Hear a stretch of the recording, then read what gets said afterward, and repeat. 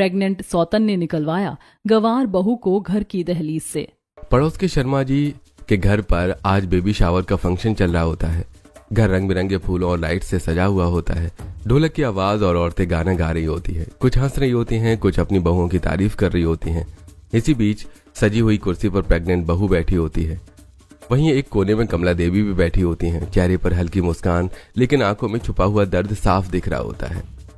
अरे मेरी बहू तो दूसरे बच्चे की माँ बनने वाली है, अब तो घर में डबल खुशियाँ आने वाली हैं। और मेरी बहू भी 3 महीने की प्रेग्नेंट है। आजकल तो हर घर में खुशखबरी ही खुशखबरी है।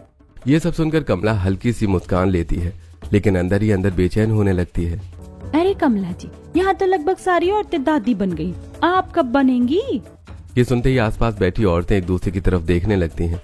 माहौल थोड़ा अजीब हो जाता है। मुझे तो लगता है आपको दादी बनने के लिए दूसरा जन्म लेना पड़ेगा। 6 साल हो गए ना शादी को, अभी तक तो आपकी बहू प्रेग्नेंट नहीं हुई। बस क्या बताऊं बहन जी, पता नहीं उसको क्या दिक्कत है जिसकी वजह से वो माँ नहीं बन पा रही। अरे आजकल तो बहुत इलाज है, अच्छे डॉक्टर को दिखाओ, सब ठीक हो जाएगा। और अगर उससे भी कुछ ना हो तो बेटे की दूसरी शादी कर दो। नहीं बहन जी, समाज क्या कहेगा? अरे समाज की चिंता छोड़ो, अगर घर के लिए वारिस चाहिए तो ये सब करना ही पड़ेगा। ये बात कमला के दिल में घर कर जाती है। उसके चेहरे का एक्सप्रेशन बदल जाता है। कुछ देर बाद कमला गुस्से से घर पहुंचती है। दरवाजा जोर से खोलती है। अंदर नेहा रसोई में चुपचाप काम कर रही थी। उसके चेहरे पर सादगी और थकान दोनों दिख रही थी। एक वंश नहीं दे पाई तो इस घर को, ऊपर से ऐसे बनती है जैसे कितनी अच्छी बहू हो। नेहा घबराकर पीछे मुड़ती है। उसके हाथ कांपने लगते हैं। मम्मी जी, मैंने क्या किया? तेरी वजह से हर रोज 100 औरतों के ताने सुनती हूँ मैं। कहीं मुंह दिखाने लायक नहीं छोड़ा तूने। मम्मी जी, इसमें मेरी क्या गलती है? तो अंदर की बात है, मुझे खुद नहीं पता मेरे अंदर क्या दिक्कत है। और मैंने डॉक्टर से बात भी की है, कुछ दिनों में इलाज शुरू हो जाएगा, सब ठीक हो जाएगा। हाँ हाँ, हम तो बस तेरे इलाज के चक्कर में ही बैठे रहेंगे। कब तक इंतजार करें? पूरी जिंदगी निकल जाएगी क्या? मम्मी जी, थोड़ा समय दे दीजिए, मैं कोशिश कर रही हूँ। मुझे कोई बहाना नहीं चाहिए, मुझे इस घर का वारिस चाहिए और वो मुझे हर हाल में चाहिए। ये कहकर कमला गुस्से में वहां से चली जाती है। नेहा वहीं खड़ी रह जाती है। उसके हाथ धीरे धीरे नीचे गिर जाते हैं। नेहा जमीन पर बैठ जाती है। आंखों से आंसू बह रहे होते हैं। वो खुद से धीमे स्वर से कहती है, क्या एक औरत की पहचान सिर्फ माँ बनने से होती है? क्या मेरी कोई और कीमत नहीं? शहर के एक मॉडर्न कैफे में हल्का म्यूजिक चल रहा होता है। लोग अपने अपने काम में लगे होते हैं। एक कोने की टेबल पर राघव और रिया बैठे होते हैं। राघव हंसते हुए रिया से बातें कर रहा होता है और उसका हाथ पकड़े हुए होता है। यार रिया, तुम्हारे साथ टाइम कैसे निकल जाता है पता ही नहीं चलता। अच्छा जी, तो अब जाओ ना, घर भी चले जाओ या फिर यहीं बैठे रहोगे? घर नहीं जाना क्या? तुम्हारी बीवी कहीं डंडा लेकर आ जाएगी और बोलेगी, देखो मेरा पति इतनी देर तक किससे बातें कर रहा है। अरे छोड़ो ना उसे। उस गवार का नाम मेरे सामने मत लिया करो। उसकी तो शक्ल भी मुझे अच्छी नहीं लगती। उसका नाम सुनते मेरा मूड पूरा खराब हो जाता है। अच्छा ऐसी बात है तो फिर मुझसे ही शादी कर लो ना। राघव कुछ सेकंड्स के लिए चुप हो जाता है, फिर हल्की मुस्कान देता है। मैं तो तैयार हूँ, अगर तुम तैयार हो तो बताओ, करोगी? चलो अब ये सब बातें बाद में करेंगे, अभी तुम जाओ वरना तुम्हारी मम्मी का फोन आने वाला होगा। राघव हंसते हुए उठता है, रिया का हाथ हल्के से दबाता है और वहां से चला जाता है। रिया उसे जाते हुए देखती है। उसके चेहरे पर एक चालाक मुस्कान होती है। राघव घर पहुंचता है। गुस्से में अपना बैग सोफे पर फेंकता है और सीधे बेड पर जाकर लेट जाता है। नेहा रसोई से बाहर आती है। उसके चेहरे पर चिंता साफ दिख रही होती है। क्या हुआ? लगता है आज आप बहुत थक गए हैं। हाँ, थक गया हूं। तो तुम मुझे अपनी शक्ल मत दिखाया करो, तुम्हारी शक्ल से मुझे वैसे ही चिढ़ होती है। नेहा ये सुनकर सन्न रह जाती है। उसकी आंखों में आंसू भर आते हैं। तुम्हारी शक्ल देखकर मेरा पूरा दिन खराब हो जाता है, और वैसे भी मुझसे थोड़ी दूर ही रहा करो। आप हर वक्त मुझसे ऐसे क्यों बात करते रहते हो? मैं आपकी बीवी हूँ, कभी कभी प्यार से भी बात कर लिया करो। क्यों करूं प्यार? तुम्हें नहीं पता क्या मैं कितना हैंडसम, रिच और स्मार्ट हूं, और मेरी शादी तुम जैसी गवार से हो गई जो मुझे एक बच्चा भी नहीं दे पा रही है। अगर पापा की मर्जी ना होती ना तो मैं तुमसे कभी शादी नहीं करता। नेहा के आंसू अब रुकते नहीं है। वो चुपचाप वहां से हट जाती है। उसका दिल पूरी तरह से टूट चुका होता है।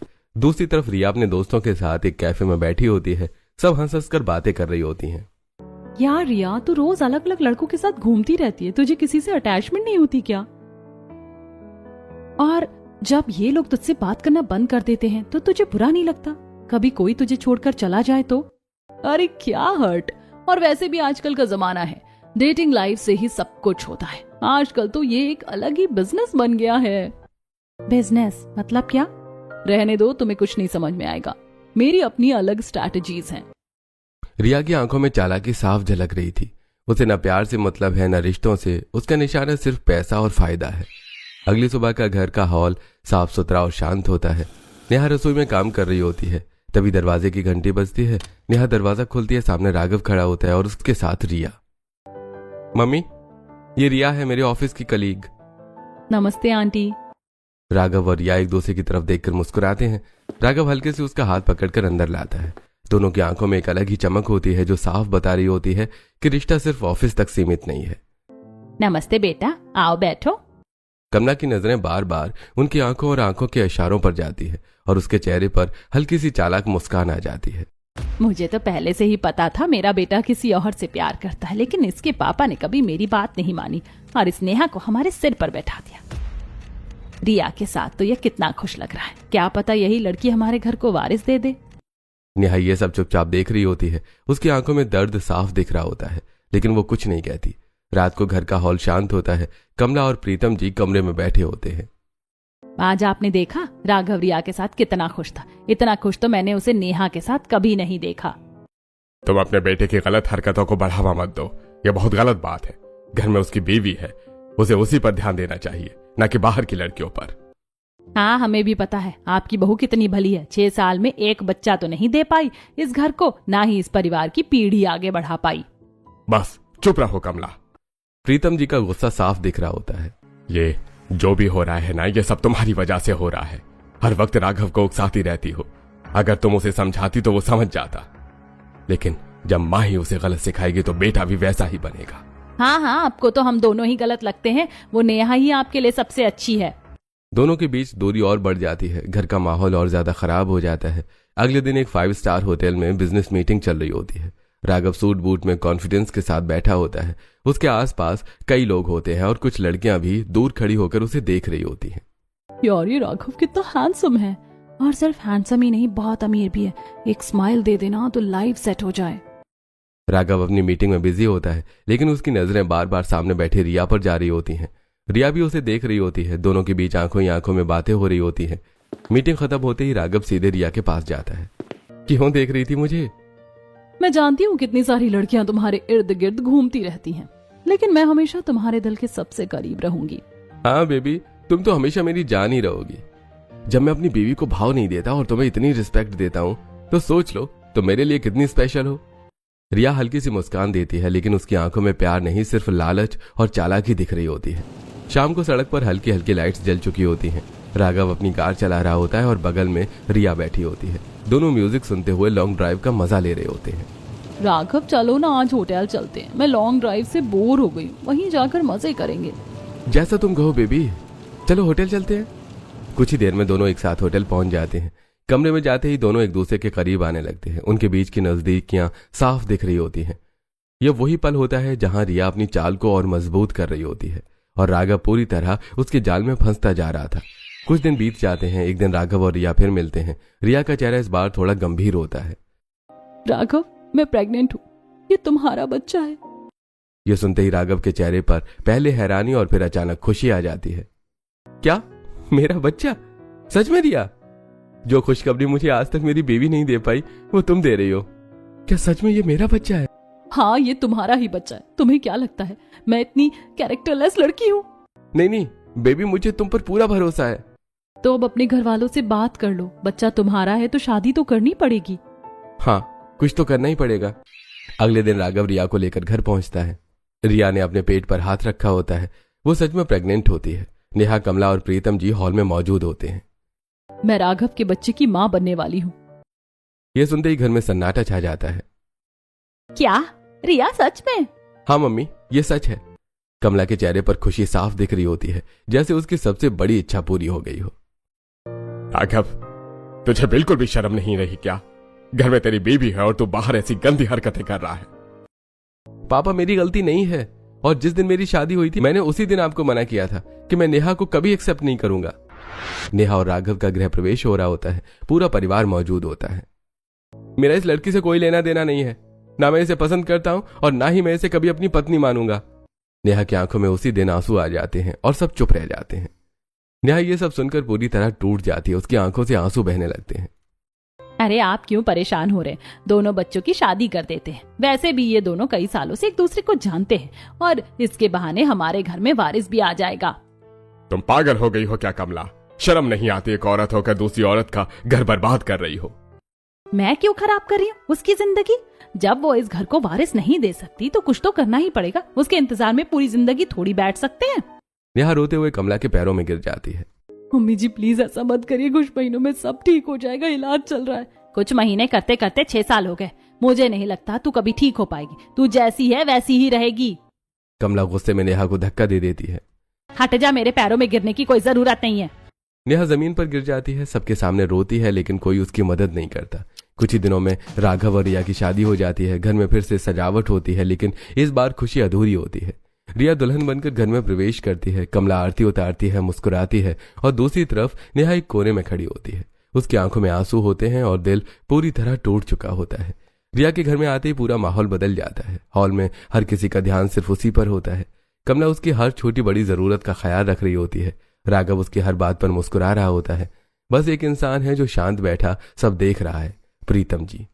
रिया बेटा, कुछ चाहिए तो बताना, अब तुम्हें किसी चीज की कमी नहीं होगी। मम्मी, रिया का पूरा ध्यान रखना, ये अब सिर्फ मेरी नहीं इस घर की जिम्मेदारी है। नेहा एक कोने में खड़ी ये सब देख रही होती है। उसकी आंखों में दर्द साफ दिख रहा होता है। एक दिन दोपहर को रिया सोफे पर आराम से बैठी होती है। कमला उसके पास बैठकर उससे बातें कर रही होती है। नेहा रसोई में और हॉल के बीच में काम में लगी होती है। नेहा इधर आ। जी मम्मी जी। चल रिया के पैर दबा, इसके पैरों में दर्द हो रहा है, ये प्रेग्नेंट है, तुझे इसकी परवाह करनी चाहिए। नेहा यह सुनकर सन्न रह जाती है। उसके चेहरे पर गुस्सा और अपमान साफ दिखता है। मैं क्यों दबाऊं इसके पैर, मैं कोई नौकरानी थोड़ी हूँ। ओ नेहा, इतनी भी चिढ़ने की क्या बात है? अगर तुम इस घर को वारिस दे देती तो तुम्हारी हालत भी मेरे जैसी होती, लेकिन जब तुम नहीं दे सकती तो एक्सेप्ट कर लो, मैं ही इस घर की असली बहू हूँ और अब इस घर पर मेरा हक है। नेहा की आंखों में गुस्सा भर जाता है। तुम कितनी भी कोशिश कर लो, ये घर मेरा ही रहेगा। तुम मेरे और मेरे पति के बीच में तीसरी औरत बनकर आई हो और हमेशा वही रहोगी। रिया का चेहरा गुस्से से लाल हो जाता है। चुप करो, ज्यादा जुबान चलाने की जरूरत नहीं है। उसी पल रिया के मन में नेहा के लिए गहरी नफरत भर जाती है। रिया अपने कमरे में अकेली बैठी होती है। उसके चेहरे पर गुस्सा और चालाकी साफ झलक रही होती है। इस नेहा को तो मैं इस घर की दहलीज से बाहर निकाल कर ही रहूंगी। अगर मैंने इसे इस घर से नहीं निकाला तो मेरा नाम भी रिया नहीं। अब चाहे मुझे ये गेम और ज्यादा सीरियस क्यों ना लेना पड़े, लेकिन मैं इसे इस घर में नहीं टिकने दूंगी। दिन बीतते जाते हैं और नेहा की हालत और खराब होती जाती है। कमला उससे पूरे घर का काम करवाती है। रिया के लिए फल लाना, उसे खाना खिलाना, उसके सिर की मालिश करना, उसके पैरों की मालिश करना। नेहा ये सब मजबूरी में करती है, लेकिन अंदर ही अंदर टूटती जा रही होती है। एक शाम नेहा घर के गार्डन में अकेली बैठी होती है। आंखों में आंसू और चेहरा उदास होता है। बेटा। हाँ जी पापा जी। मैं जानता हूं तुझे कितना दुख होता है ये सब देखकर, लेकिन मैं क्या करूं। मैंने राघव को कितना समझाया, कमला को भी, लेकिन ये दोनों जैसे बुद्धिहीन हो गए हैं, इन्हें कुछ समझ ही नहीं आता है। नेहा हल्की सी मुस्कान लाने की कोशिश करती है। पापा जी, मेरे लिए यही काफी है कि आप मेरे साथ हो, लेकिन ये लोग जो कर रहे हैं बहुत गलत है और एक दिन इन्हें अपने बुरे कर्मों का फल जरूर मिलेगा। हाँ बेटा, मैं तेरे साथ हूँ और तू सही कह रही है। ये जो हो रहा है वाकई बहुत गलत है। दोनों चुपचाप बैठे रहते हैं। एक तरफ सच्चाई है, दूसरी तरफ झूठ और अहंकार। घर का माहौल अब पूरी तरह बदल चुका होता है। रिया हर वक्त नेहा को नीचे दिखाने का कोई मौका नहीं छोड़ती है। कमला और राघव भी उसकी हर बात में साथ देते हैं और नेहा चुपचाप सब सहती रहती है। नेहा, जरा पानी तो लाना, और हाँ, ठंडा होना चाहिए। ठीक है। नेहा चुपचाप पानी लेकर आती है। रिया उसे ऊपर से नीचे तक देखकर हल्का सा मुस्कुराती है, जैसे उसे अपमानित करने में मजा आ रहा हो। एक दिन रिया राघव के पास जाती है। राघव, मुझे शॉपिंग करनी है, कुछ पैसे चाहिए। हाँ बेबी, जितने चाहिए ले लो। राघव तुरंत उसे मोटी रकम दे देता है।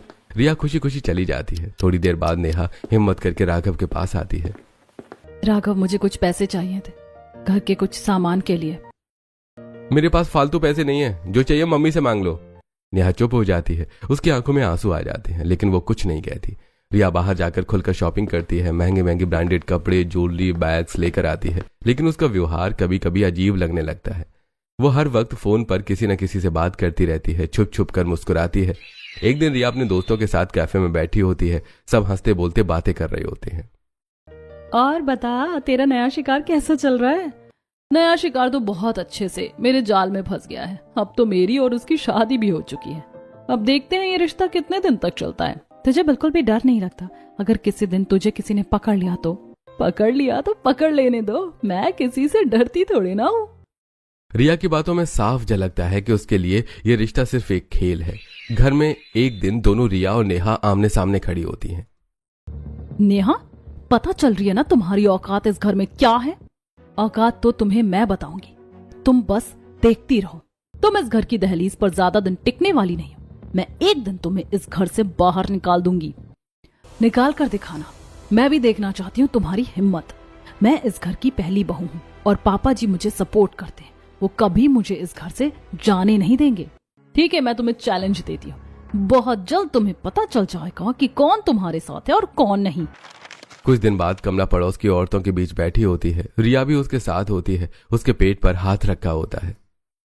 देखो, आप कह रही थी ना कि मेरे घर में वारिस नहीं हो सकता। देखो, मेरी बहू आ गई है, अब ये मेरे घर को वारिस देगी। इसका 5वां महीना चल रहा है। बस कुछ ही महीनों में मेरे घर में भी बच्चे की किलकारी गूंजेगी। कमला जी, आपने अपनी पहली बहू को तो एक तरफ कर दिया और दूसरी के ऊपर इतना घमंड कर रही हो। कम से कम नेहा की थोड़ी इज्जत तो कर लो। जब वो हमारे घर को कुछ दे ही नहीं सकती तो मैं उसकी इज्जत क्यों करूं? और ना ही वो मेरी कुछ लगती। मेरी असली बहू तो रिया ही है। नेहा दूर खड़ी ये सब सुन रही होती है। उसकी आंखों में आंसू होते हैं। कुछ तो मम्मी जी मुझसे पहले से ही चिढ़ती रहती थी, लेकिन जिस दिन से ये रिया आई है, अब तो उन्होंने मुझे नजरअंदाज करना शुरू कर दिया है। रात को घर में सब सो चुके होते हैं। हल्की लाइट जल रही होती है। राघव अपने कमरे में बेड पर बैठा फोन चला रहा होता है। रिया उसके पास आकर बैठती है और उसके चेहरे पर हल्की नाराजगी साफ दिख रही होती है। राघव, आप इस नेहा को इस घर से निकाल क्यों नहीं देते? क्या? अरे नहीं, रहने दो उसे। रहने दो मतलब? वो मुझे बिल्कुल अच्छी नहीं लगती। हर वक्त ताने देती रहती है। अच्छी तो वो मुझे भी नहीं लगती, लेकिन मैं कुछ नहीं कर सकता। तो क्या मैं उसे ऐसे ही बर्दाश्त करती रहूं? देखो, उसके परिवार वालों को पापा बहुत सालों से जानते हैं। मैं उसे ऐसे घर से नहीं निकाल सकता। और वैसे भी तुम्हें पता है प्रेगनेंसी में कितना ध्यान रखना पड़ता है। वो तुम्हारा सारा काम कर रही है, रहने दो उसे। रिया का चेहरा गुस्से से सख्त हो जाता है। उसे समझ आ जाता है कि राघव से उसे कोई मदद नहीं मिलने वाली। ठीक है, जैसा आपको सही लगे। राघव फिर से अपने फोन में लग जाता है। उसे अंदाजा भी नहीं होता कि रिया के दिमाग में क्या चल रहा है। रिया चुपचाप उठकर खिड़की के पास चली जाती है। बाहर अंधेरा होता है और उसके चेहरे पर एक खतरनाक मुस्कान आ जाती है। अगर ये खुद इसे तलाक नहीं दे सकता तो अब ये मुझे ही करना होगा। मैं इसे इस घर से निकाल कर ही रहूंगी, चाहे मुझे कोई भी चाल क्यों ना चलनी पड़े। अगली सुबह घर में हलचल शुरू हो चुकी होती है। नेहा रसोई में काम कर रही होती है। तभी ऊपर से रिया सीढ़ियों से नीचे उतर रही होती है। उसके चेहरे पर एक अजीब सा आत्मविश्वास और चालाक मुस्कान होती है। नेहा, आज तुम्हारा काउंटडाउन खत्म होता है। आज तुम इस घर की दहलीज से बाहर निकल कर ही रहोगी। अचानक रिया खुद ही संतुलन बिगाड़कर सीढ़ियों से गिर जाती है। वो जोर से नीचे गिरती है और तुरंत चिल्लाने लगती है। मम्मी जी बचाइए, देखिए नेहा ने मुझे धक्का दिया। ये मेरे बच्चे को मारना चाहती है। आवाज सुनते ही घर के सारे लोग दौड़ते हुए वहां आते हैं। नेहा भी घबराकर रसोई से बाहर भागती है। मम्मी जी, मैंने कुछ नहीं किया, ये झूठ बोल रही है। रिया जमीन पर पड़ी रोने का नाटक कर रही होती है। पेट पकड़कर लेट रही होती है। नहीं, मैंने देखा है तुम इसे बहुत ज्यादा चिढ़ती हो। और रिया तो पहले ही कह रही थी कि तुम उसे परेशान करती हो। तुम उसे बर्दाश्त नहीं कर पा रही थी। आप पागल हो गए हैं क्या? मैं किसी के बच्चे की जान क्यों लूंगी? मैंने ऐसा कुछ भी नहीं किया। हाँ, ये तो है ही कलमुही। ये चुड़ैल हमारे घर को बर्बाद करना चाहती है। खुद तो घर को वारिस नहीं दे सकी, अब जब रिया प्रेग्नेंट हो गई है तो उसके बच्चे को भी मारना चाहती है। नहीं कमला, ऐसा नहीं हो सकता। नेहा ऐसा कभी नहीं कर सकती। अभी भी आपकी आंखों की पट्टी नहीं हटी? इस गंवार नेहा को देखिए, यही है सबकी जड़। कमला गुस्से में नेहा की तरफ बढ़ती है। जा, इस घर से निकल जा। अब तू इस घर में एक पल भी नहीं रह सकती। तूने मेरे वारिस को मारने की कोशिश की है, निकल जा यहाँ से। पूरा घर चुप खड़ा होता है। कोई नेहा का साथ नहीं देता। सब बस तमाशा देखते रहते हैं। प्रीतम जी मजबूरी में खड़े होते हैं। उनकी आंखों में आंसू होते हैं। बेटा मुझे माफ कर देना, मैं कुछ नहीं कर पा रहा। नेहा चुपचाप अपने कमरे में जाती है। अपना बैग पैक करती है। हर सामान के साथ उसकी यादें जुड़ी होती हैं। हर कदम पर उसका दिल टूट रहा होता है। नेहा बैग लेकर बाहर आती है। दरवाजे की तरफ बढ़ती है। रिया उसे देखते हुए हल्की सी आंख मारती है और धीरे से बाय करती है। उसके चेहरे पर जीत की मुस्कान होती है। याद रखना, एक दिन मैं इस घर में दोबारा जरूर आऊंगी। हाँ हाँ जा, इतने बड़े बड़े डायलॉग मारने की कोई जरूरत नहीं है। कमला जैसे रिया की तरफ देखती है, रिया तुरंत रोने का नाटक शुरू कर देती है। पेट पकड़कर सिसकने लगती है। नेहा बिना पीछे देखे घर से बाहर निकल जाती है। इस बार सिर्फ एक बहू नहीं, उस घर की सच्चाई और इज्जत भी बाहर चली गई है। नेहा अपने मायके पहुंचती है। दरवाजा खोलते ही वो अपनी मम्मी के गले लग जाती है और फूट फूट कर रोने लगती है। उसके आंसू रुकने का नाम ही नहीं लेते। मम्मी, मैंने कुछ नहीं किया, फिर भी उन्होंने मुझे घर से निकाल दिया। बेटा तू रो मत, तू मेरी बेटी है। मैंने तुझे बहुत मजबूत बनाया है। तुझे अपने हक के लिए लड़ना ही होगा। जो कर सकती है अपने हक को पाने के लिए वो कर। मैं हमेशा तेरे साथ हूँ। मम्मी, जब वो मुझसे प्यार ही नहीं करते तो मैं क्या करूँ? जब तू अपनी सौतन की सच्चाई सबके सामने लाएगी ना, तो राघव क्या, उसका पूरा परिवार तेरे सामने झुक जाएगा। लेकिन मम्मी, मुझे रिया के बारे में कुछ नहीं पता। तो ढूंढ बेटा, मेहनत करेगी तभी कुछ मिलेगा, वरना वो औरत तेरे पति को पूरी तरह अपने कब्जे में कर लेगी और तुझे इंसाफ भी नहीं मिलेगा। तू सीना ठोक कर अपने घर में रहेगी, लेकिन उसका पर्दाफाश करने के बाद। माँ की बातों से नेहा के अंदर फिर से हिम्मत जागती है। अब उसकी आंखों में आंसू नहीं, एक जिद होती है। अगले दिन से ही नेहा रिया के बारे में पता लगाना शुरू कर देती है। वो जानने की कोशिश करती है कि रिया कहाँ की है, उसके माता पिता कौन है और उसकी असली पहचान क्या है। एक दिन नेहा ऑटो में बैठने जा रही होती है कि तभी उसकी नजर एक कैफे पर पड़ती है। अंदर रिया किसी लड़की से बात कर रही थी। नेहा चुपचाप रुक जाती है और दूर खड़ी होकर उनकी बातें सुनने लगती है। यार रिया, ये खेल खत्म कर दे। कभी तेरा भांडा फूट गया ना तो बहुत बड़ा बवाल हो जाएगा। जब तक मैं सारी प्रॉपर्टी अपने नाम नहीं कर लेती तब तक मैं हार नहीं मानूंगी। ये सुनकर नेहा के होश उड़ जाते हैं। उसे समझ आ जाता है कि रिया का असली मकसद क्या है। थोड़ी देर बाद रिया वहां से चली जाती है। उसकी दोस्त भी दूसरी तरफ निकलती है। नेहा चुपचाप रिया की दोस्त का पीछा करती है और एक सुनसान जगह पर उसे रोक लेती है। अगर तुमने अभी के अभी मुझे सारी सच्चाई नहीं बताई ना, तो मैं ससुराल वालों को ये सारी बातें बता दूंगी और नाम तुम्हारा लगा दूंगी। फिर देख लेना रिया तुम्हारा क्या हाल करेगी। रिया की दोस्त डर जाती है और उसके चेहरे पर घबराहट साफ दिख रही होती है। ठीक है, मैं सब बता दूंगी। रिया का एक गेम प्लान है। वो हर अमीर लड़की को फंसाती है और उनसे पैसे ले लेती है। बस मुझे इतना ही पता है, बाकी मुझे कुछ नहीं पता। नेहा की आंखों में गुस्सा और आत्मविश्वास दोनों आ जाते हैं। अब देखना मैं तुम्हारी दोस्त की कैसे बैंड बजाती हूँ। नेहा को अचानक याद आता है कि राघव अक्सर एक खास होटल में जाया करता था। उसके दिमाग में तुरंत शक की एक नई कड़ी जुड़ जाती है। अगले दिन नेहा उसी होटल में पहुंचती है। आत्मविश्वास के साथ रिसेप्शन पर खड़ी होती है। मुझे इस लड़की की हर डिटेल चाहिए। ये कब कब यहाँ आई है, किसके साथ आई है। मैडम, हम अपने कस्टमर की ऐसी डिटेल किसी को नहीं बताते। अगर आपने नहीं दिखाई तो मैं अभी पुलिस को फोन कर दूंगी और बताऊंगी कि इस होटल में 2 नंबर का काम चलता है। रिसेप्शनिस्ट घबरा जाती है, इधर उधर देखती है और फिर कंप्यूटर में रिकॉर्ड खोल देती है। सीसीटीवी फुटेज में साफ दिखता है रिया अलग अलग समय पर अलग अलग लड़कों के साथ होटल में आ रही होती है। इतनी बेशर्म लड़की, कितने लोगों को पैसों के लिए फंसाया है इसने। नेहा उन सभी लड़कों के नाम और नंबर नोट कर लेती है और एक एक करके उन्हें फोन करती है। धीरे धीरे उसके पास सारे सबूत इकट्ठे हो जाते हैं। 7 महीने बीत जाते हैं। रिया की प्रेगनेंसी अब साफ नजर आने लगी है। उसी दिन नेहा पूरे सबूतों के साथ ससुराल वापस पहुंचती है। मैं एक बार फिर आ गई हूँ, लेकिन इस बार सबूतों के साथ और इस औरत का पर्दाफाश करने। जा निकल इस घर से। आज मैं तब तक नहीं जाऊंगी जब तक आप सबको इसकी सच्चाई नहीं बता देती। क्या सच्चाई? निकलो यहाँ से। तुम फिर से मेरे बच्चे को नुकसान पहुंचाने आई हो। नहीं, इस बार मैं सबूत लेकर आई हूँ। नेहा अंदर आती है और उसके पीछे कई लड़के भी घर के अंदर आ जाते हैं। ये कौन लड़के हैं? मुझे तो पहले से ही पता था तू कैरेक्टरलेस है। इतने लड़के लेकर आ गई मेरे घर में। मैं इन लड़कों को नहीं जानती, लेकिन ये सब रिया को बहुत अच्छे से जानते हैं और रिया भी इन्हें जानती है। सुनते ही सब हैरान रह जाते हैं। रिया के चेहरे से रंग उड़ जाता है। रिया, तुम तो कह रही थी कि तुम मेरे बच्चे की माँ बनने वाली हो और अब तुम यहाँ राघव के साथ रह रही हो। नहीं, ये झूठ बोल रहा है। मैंने तुमसे शादी करने से मना कर दिया, इसलिए तुमने दूसरा लड़का फंसा लिया। हाँ, इसका मेरे साथ भी अफेयर था। एक टाइम पर मैं भी इसका आशिक था, लेकिन इसने मुझे भी छोड़ दिया। रिया की बोलती बंद हो जाती है। राघव के पैरों तले जमीन खिसक जाती है। न्यायिक फाइल निकालती है। ये डॉक्टर की रिपोर्ट है। इसमें साफ लिखा है कि ये बच्चा राघव का नहीं है। सबके चेहरे पर शौक साफ दिखता है। हाँ, ये मेरा बच्चा है। इसने मुझे बताया था, लेकिन मैंने शादी करने से मना कर दिया क्योंकि मुझे इसके बाकी लड़कों के बारे में पता चल गया था। इसके बाद ही इसने राघव को फंसाया होगा। राघव जमीन पर बैठ जाता है, सिर पकड़ लेता है। ये सब क्या था रिया? मुझे पहले से ही पता था ये लड़की हमारे घर के लिए सही नहीं है। अब रिया रोने लगती है, उसकी हिम्मत टूट जाती है। हाँ, मैं ये सब पैसों के लिए करती थी। हर लड़के से कुछ महीनों का रिश्ता बनाती थी, उनसे पैसे और गिफ्ट लेकर आगे बढ़ जाती थी। मुझे नहीं पता था कि इस बार मैं प्रेग्नेंट हो जाऊंगी। और जब मुझे राघव के बारे में पता चला कि वो अमीर है और उसकी बीवी के बच्चे नहीं है, तो मैंने सोचा क्यों ना इस बच्चे का इस्तेमाल करके उसकी प्रॉपर्टी अपने नाम कर लूं। निकल जाओ इस घर से। तुम जैसी लड़की को मैं अपनी बहू नहीं मान सकती। प्लीज मुझे माफ कर दीजिए। लेकिन इस बार कोई उसकी नहीं सुनता। उसे उसी तरह घर से निकाल दिया जाता है जैसे उसने नेहा को निकलवाया था। रिया के घर से निकलते ही पूरा घर जैसे एकदम शांत हो जाता है। अभी कुछ देर पहले जहां चीख पुकार थी, अब वहां सिर्फ पछतावा और शर्म बची थी। कमला के हाथ पांव कांप रहे थे, आंखों से आंसू रुक नहीं रहे थे। वो धीरे धीरे नेहा के पास आती और हाथ जोड़कर कहती है, बेटा मुझे माफ कर दे, मैंने तेरी एक भी बात नहीं सुनी। मैंने तुझे बहुत गलत समझा।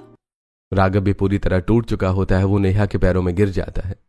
नेहा मुझे माफ कर दो। मैंने तुम्हें हमेशा गलत समझा। मैंने तुम्हें कभी वो इज्जत नहीं दी जिसकी तुम हकदार थी। नेहा की आंखों में आंसू होते हैं, लेकिन इस बार वो कमजोर नहीं मजबूत दिख रही होती है।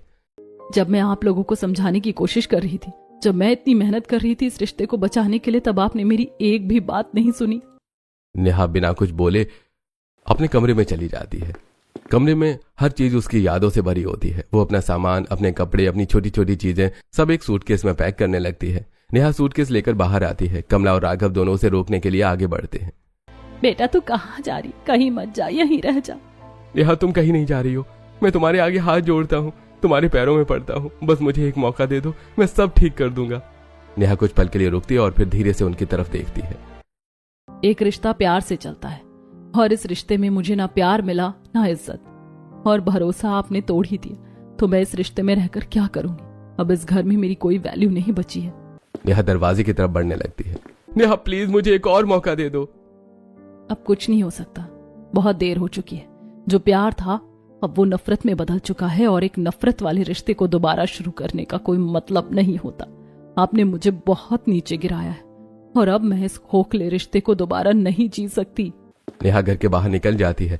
इस बार उसकी चाल में दर्द नहीं बल्कि आत्मसम्मान होता है। तभी पीछे से प्रीतम जी अपना बैग लेकर आते हैं। आप कहाँ जा रहे हैं?